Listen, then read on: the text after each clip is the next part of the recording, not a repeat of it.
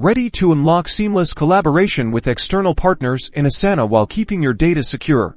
First, navigate to the specific project in Asana where you want to add a guest. This ensures they only have access to the relevant information. Next, locate and click the Share button, typically found near the project name at the top of your screen. A Share project window will pop up here.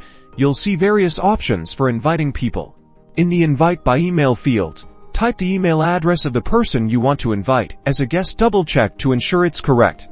After entering the email, make sure you select the Invite as Guest option. This is crucial for granting limited access. Asana will indicate what access rights they will have.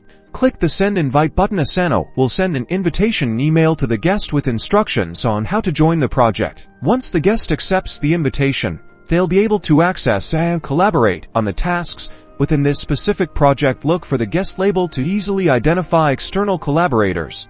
And that's it.